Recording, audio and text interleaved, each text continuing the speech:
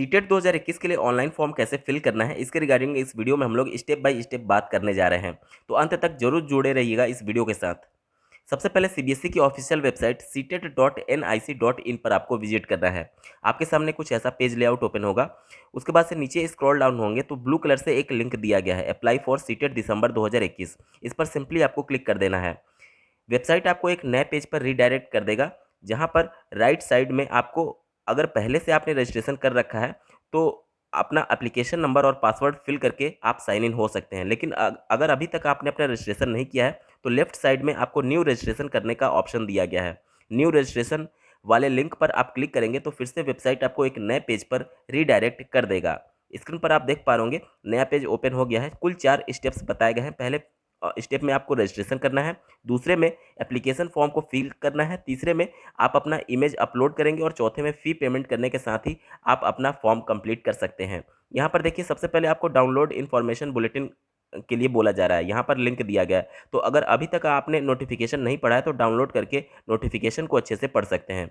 और अगर आपने पढ़ लिया है तो नीचे आपको एक चेकबॉक्स दिया गया है, इस पर क्लिक करके क्लिक हियर टू प्रोसीड पर आप क्लिक कर देंगे। उसके बाद से फॉर्म का रजिस्ट्रेशन करने के लिए आपके सामने फॉर्म ओपन हो जाएगा। यहाँ पर आप देख सकते हैं candidate's name, father's name, mother's name, date of birth, gender, identity type, ये सभी चीज़ें आपको फिल करनी है। चलिए मैं डमी डेटा फिल करके आपको दिखाता हूँ। Candidate name, father's name, mother's name, date of birth और जेंडर फिल करने के बाद से जैसे ही आप आइडेंटिटी टाइप में जाएंगे तो यहाँ पर आपको कुछ ऑप्शंस दिए गए हैं, जैसे कि voter ID, passport, bank passbook with photograph, ration card with photograph, any other valid government identity with photograph और ड्राइविंग लाइसेंस।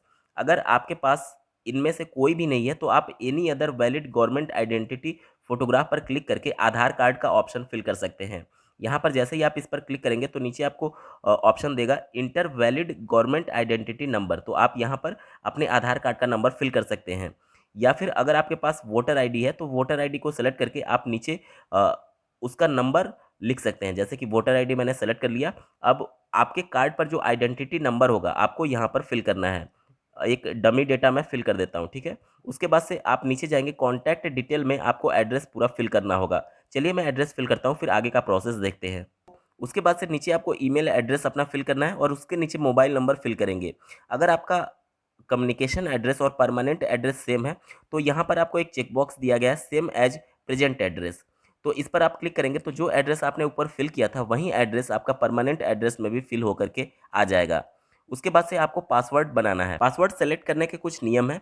पासवर्ड आपका कम से कम 8 से 13 कैरेक्टर का होना चाहिए, जिसमें एक अपर केस अल्फ़ाबेट यानी एक कैपिटल लेटर, एक स्मॉल लेटर और उसके अलावा एक न्यूमेरिक वैल्यू 1 से लेकर के 9 तक का कोई भी डिजिट आप लिख सकते हैं और एक स्पेशल कैरेक्टर होना चाहिए। अगर ये सभी नियम आप फॉलो नहीं करेंगे तो आपका बार बार एरर देगा, तो आप इन सभी नियमों को फॉलो करते हुए ही अपना पासवर्ड सेट करें। उसके बाद से नीचे आप जाएंगे तो सिक्योरिटी क्वेश्चन पूछा गया है, मतलब अगर आप लॉगिन करते समय अपना पासवर्ड भूल जाते हैं तो इस सिक्योरिटी क्वेश्चन के माध्यम से आप लॉगिन हो सकते हैं। देखिए यहाँ पर कुछ क्वेश्चंस दिए गए हैं, आपको जो आसानी से प्रश्न याद रहे उसका चयन करके आप इसका उत्तर लिख सकते हैं। जैसे कि दूसरा क्वेश्चन देखिए, what is the name of your first school. सभी को अपना पहला स्कूल का नाम हमेशा याद रहता है, तो आप कोई भी क्वेश्चन चुन सकते हैं। मैं यहाँ पर दूसरा वाला ऑप्शन सेलेक्ट कर लेता हूँ। उसके बाद से आपको यहाँ पर उसका आंसर करना है कि आपके पहले विद्यालय का नाम क्या था। सिक्योरिटी आंसर मैंने फिल कर दिया है। उसके बाद से नीचे आपको कैप्चा फिल करना है। सिक्योरिटी पिन दिख रहा है, वही सिक्योरिटी पिन आपको ऊपर फिल कर देना है और नीचे सबमिट बटन पर आपको क्लिक करना होगा। उसके बाद से आपके सामने एक पॉपअप मैसेज जनरेट होगा कि आप अपना फॉर्म एक बार फिर से रिव्यू कर लीजिए और अगर आपको कुछ एडिट करना है तो एडिट रजिस्ट्रेशन फॉर्म पर आप क्लिक कर सकते हैं और अगर आपका सब कुछ सही है तो फाइनल सबमिट बटन पर आपको क्लिक कर देना है। पॉपअप मैसेज के बाद से आपको कुछ चेकबॉक्स दिए जाएंगे जिसमें आप कुछ करेक्शन नहीं कर पाएंगे बाद में।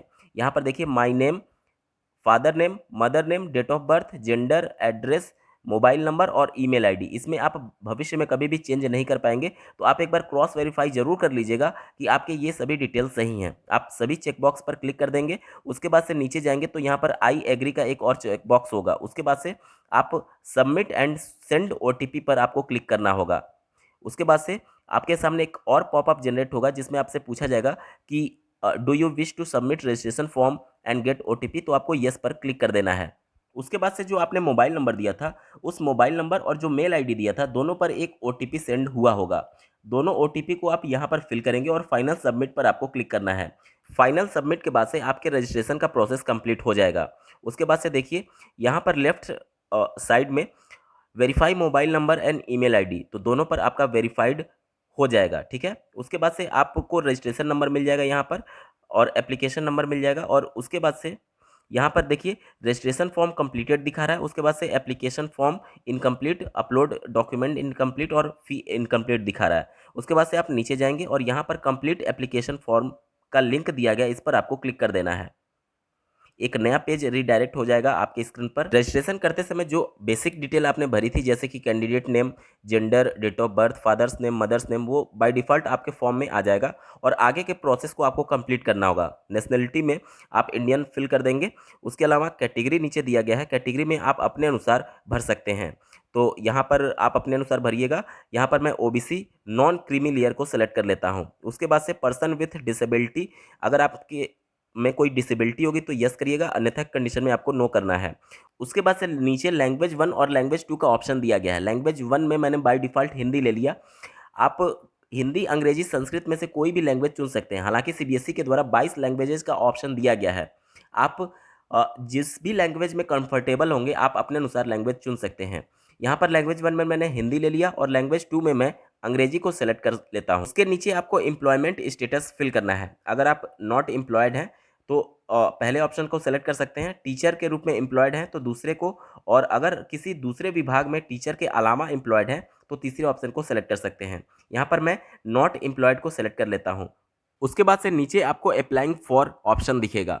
इस पर जब आप क्लिक करेंगे तो आपके सामने पेपर 1, पेपर 2 और बोथ पेपर आ जाएगा। आप किस पेपर के लिए अप्लाई करना चाहते हैं उसको आपको रेडियो बटन के माध्यम से सेलेक्ट करना होगा। यहाँ पर मैं बता दूं, एक पेपर के लिए आपको 1000 पे करना होगा और अगर दोनों पेपर आप एक साथ अप्लाई करते हैं तो सिर्फ 1200 रुपये पे करना होगा। तो फिर मेरी सलाह यही है कि आप दोनों पेपर के लिए अप्लाई करें, क्योंकि 200 मात्र एक्स्ट्रा दे करके आप दोनों पेपर में एलिजिबल हो सकते हैं और फॉर्म भर सकते हैं। तो यहाँ पर बोथ मैं सेलेक्ट कर लेता हूँ। आपको minimum educational qualification for class 1 to 5 आपकी एलिजिबिलिटी क्या है, इसमें आपको सेलेक्ट करना होगा। यहाँ पर देखिए 5 ऑप्शंस दिए गए हैं। अब ये पांचों ऑप्शंस के मतलब क्या हैं आपको यहाँ पर दिए गए हैं। देखिए कौन सा आपको नंबर सेलेक्ट करना है।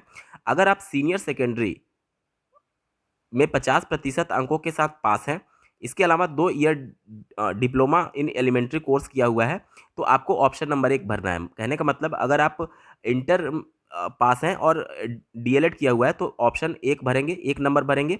इसके अलावा सीनियर सेकेंडरी आप 45% अंकों के साथ पास हैं और 2 ईयर का डिप्लोमा कोर्स आपने किया है DLED, तो आपको ऑप्शन नंबर 2 भरना होगा। वहीं बात करें सीनियर सेकेंडरी के साथ अगर 4 वर्षीय BLED कोर्स आपने किया है तो फिर ऑप्शन नंबर 3 भरेंगे। सीनियर सेकेंडरी के साथ अगर आपने 2 ईयर का diploma in education, special education किया है तो 4 ऑप्शन भरेंगे और 5वां ऑप्शन उन अभ्यर्थियों को भरना है जो कि BEd किए हुए हैं। उत्तर प्रदेश में जो DLED कोर्स चलता है उसके लिए आपको ऑप्शन नंबर 1 फिल करना है। सीनियर सेकेंडरी में 50% अंकों के साथ 2 ईयर डिप्लोमा कोर्स आपने किया है, DLED कोर्स किया है तो यहाँ पर आपको सिंपली 1 फिल कर देना है, ठीक है। उसके बाद से पेपर 2 के लिए आपकी मिनिमम एजुकेशनल क्वालिफिकेशन क्या है, तो इस पर जब आप क्लिक करेंगे तो इसमें आपको 7 ऑप्शंस मिलेंगे और सातों ऑप्शंस के क्या मतलब है तो यहाँ पर आप देख सकते हैं। Graduation and passed appearing in final year of 2 year diploma in elementary education, मतलब कि ग्रेजुएशन के साथ अगर आपने 2 वर्षीय डिप्लोमा कोर्स किया है तो आपको ऑप्शन नंबर 1 भरना है। अगर आपने ग्रेजुएशन में 50% अंकों के साथ पास किया है और 1 ईयर का BEd कोर्स किया है तो ऑप्शन नंबर 2 भरेंगे।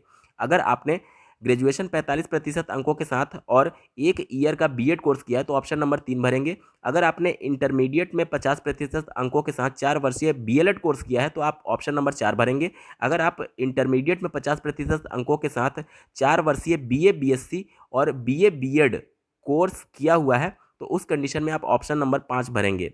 छठवां ऑप्शन उन अभ्यर्थियों को भरना है जो कि 50% अंकों के साथ 1 year BEd course special education में किया है तो वो छठवां ऑप्शन भरेंगे। इसके अलावा any candidate having qualification BEd programme, तो वो ऑप्शन नंबर 7 भरेंगे। मतलब उत्तर प्रदेश में जो BEd वाले अभ्यर्थी हैं, जो BEd कोर्स चलता है वो ऑप्शन नंबर 7 भरेंगे। और अगर बात करें DLED वाले अभ्यर्थी तो ऑप्शन नंबर 1 भरेंगे। देखिए ऑप्शन नंबर 1 में ग्रेजुएशन के साथ 2 वर्षीय डिप्लोमा कोर्स के बारे में बताया गया है। तो ऑप्शन नंबर 1 डीएलएड वाले भरेंगे और बीएड वाले ऑप्शन नंबर 7 भरेंगे। यहाँ तक क्लियर। उसके बाद से पूछा जा रहा है सब्जेक्ट ऑफर्ड फॉर पेपर 2। अब यहाँ पर देखिए ये बहुत ध्यान देने वाली बात है। बहुत से अभ्यर्थी आर्ट साइड से होते हुए भी वो मैथमेटिक्स एंड साइंस वाला ऑप्शन सेलेक्ट कर लेते हैं, लेकिन आपको कोई फ़ायदा नहीं होगा, क्योंकि भले ही आप सीटेट क्वालिफाई कर लेंगे, लेकिन जब आप 6 से 8वीं तक के शिक्षक बनने जाएंगे तो जो अपर प्राइमरी का जो सिलेक्शन होता है टीचर्स का, वो सब्जेक्ट वाइज के आधार पर होता है। मतलब कि वो सब्जेक्ट आपके ग्रेजुएशन में भी होना चाहिए। अब बीए में आपने साइंस या फिर मैथमेटिक्स तो पढ़ा नहीं होगा, तो भले ही आपने सीटेट इसके आधार पर क्वालिफाई कर लिया, लेकिन जब टीचर आप बन ही नहीं पाएंगे, वो सब्जेक्ट ग्रेजुएशन में आपके है ही नहीं, तो उसका आगे फ्यूचर में कोई यूज ही नहीं रहेगा। तो जो भी आर्ट साइड वाले अभ्यर्थी हैं वो सोशल साइंस वाला सेलेक्ट करेंगे। बीकॉम भी आर्ट साइड में ही आएगा, बीबीए भी आर्ट साइड में ही आएगा। जो भी साइंस साइड वाले हैं जैसे कि बीएससी हो गया, बीटेक हो गया, तो ये सभी जो अभ्यर्थी होंगे वो मैथमेटिक्स एंड साइंस वाला ऑप्शन सेलेक्ट करेंगे। मैं यहाँ पर मैथमेटिक्स एंड साइंस वाला ऑप्शन सेलेक्ट कर लेता हूँ। इसके बाद से नीचे आपसे पूछा जा रहा है कि डिप्लोमा इन एजुकेशन या फिर डिग्री इन एजुकेशन आपने क्या किया है। तो यहाँ पर मैं डीएलएड को सेलेक्ट कर लेता हूँ। जी आपसे पूछा जा रहा है क्वेश्चन पेपर मीडियम, मतलब आप किस मीडियम में पेपर देना चाहते हैं।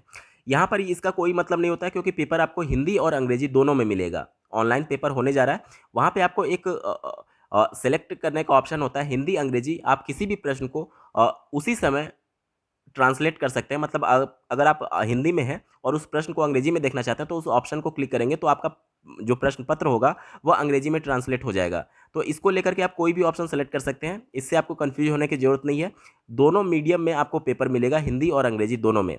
उसके बाद से नीचे आप देखिए 4 ऑप्शंस आपको दिए गए हैं एग्जाम सेंटर सेलेक्ट करने के लिए, जिसमें लेफ्ट साइड में आपको स्टेट सेलेक्ट करना है और उस स्टेट का एग्जाम सेंटर आपको उसके राइट साइड में सेलेक्ट करना है। तो चारों ऑप्शन को मैं फिल करता हूँ, फिर आगे बढ़ते हैं। आगे आपको डिप्लोमा इन एजुकेशन के बारे में डिटेल में पूछा जा रहा है कि पास स्टेटस आप अपीयरिंग हैं या फिर पास हैं। तो अगर डीएलएड 2019 बैच की बात की जाए तो वो अपीयरिंग में फिल करेंगे, और उसके पहले के जितने बैच के हैं वो सभी पास में फिल करेंगे, और बीएड भी अपने अनुसार आप फिल करेंगे। इसके बाद से अगला ऑप्शन आपको दिया गया है ईयर ऑफ पासिंग अपीयरिंग। तो इस पर आप जब क्लिक करेंगे तो यहाँ पर आपको वर्ष दिखेंगे कि किस वर्ष में आप पास हुए थे।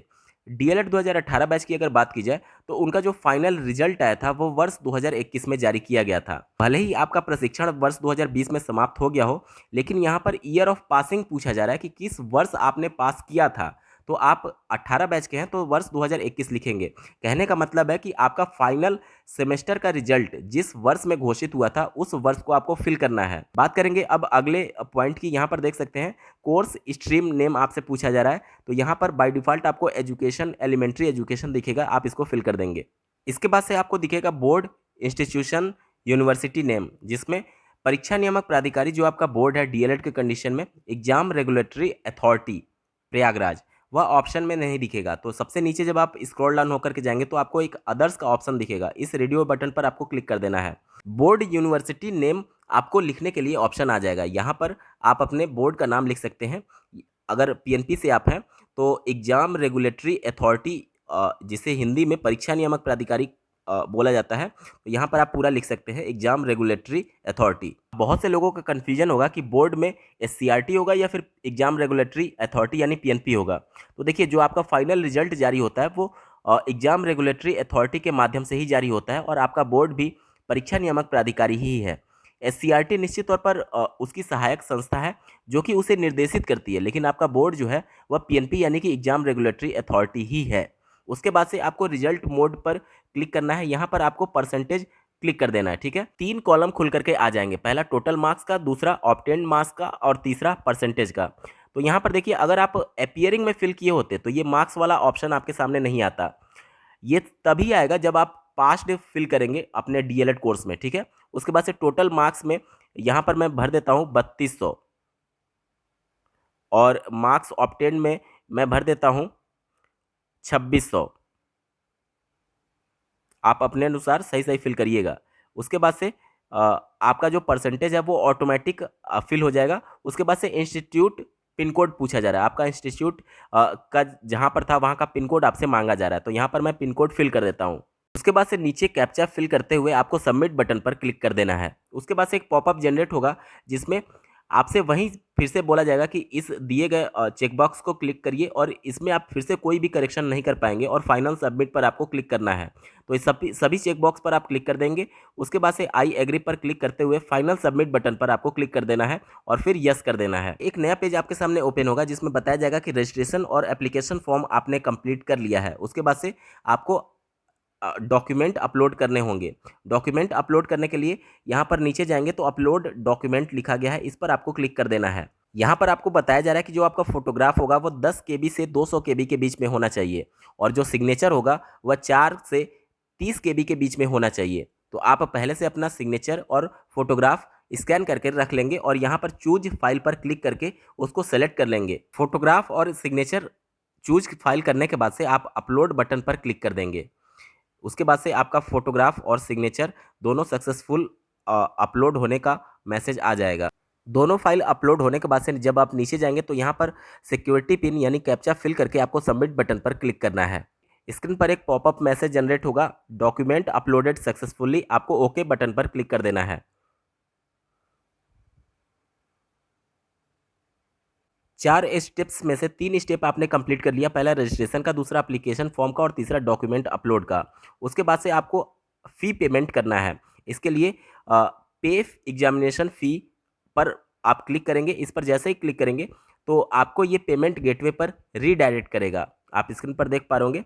अब आपको यहाँ पर सेलेक्ट करना है कि आप किस मोड में पेमेंट करना चाहते हैं, यूजिंग रियल टाइम ई चालान या फिर ऑनलाइन पेमेंट। तो अगर आप ऑनलाइन करना चाहते हैं तो पहले वाले रेडियो बटन पर क्लिक करके प्रोसीड फॉर पेमेंट पर आपको क्लिक कर देना है। फिर are you sure you want to go for fee payment, तो आपको ओके कर देना है। ठीक है।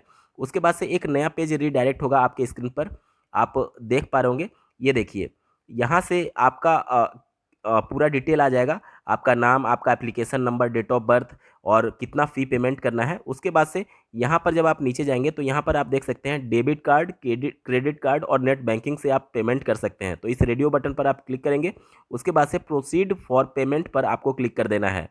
फिर से ये एक नए पेज पर आपको रीडायरेक्ट कर देगा जहाँ से आप अपना पूरा फ़ी पेमेंट कर सकते हैं। यहाँ पर देख सकते हैं आपको क्रेडिट कार्ड, डेबिट कार्ड और इंटरनेट बैंकिंग का ऑप्शन मिल रहा है। जिस भी कार्ड से आप पेमेंट करना चाहते हैं आप पेमेंट कर सकते हैं। इसके बाद का प्रोसेस आप जानते हैं। मेक पेमेंट करने के बाद से आपके अकाउंट से पैसे कट जाएंगे और आपका जो फाइनल फॉर्म है वो सबमिट हो जाएगा। दोस्तों, ये पूरा प्रोसेस था सीटेट का फॉर्म स्टेप बाय स्टेप कैसे भरना है उसके बारे में। आपको ये वीडियो कैसा लगा कमेंट करके जरूर बताइएगा और ऐसे ही महत्वपूर्ण अपडेट के लिए इस चैनल को सब्सक्राइब करना ना भूलें। इस वीडियो को देखने के लिए आपका बहुत बहुत धन्यवाद। भगवान करे आपका दिन शुभ हो।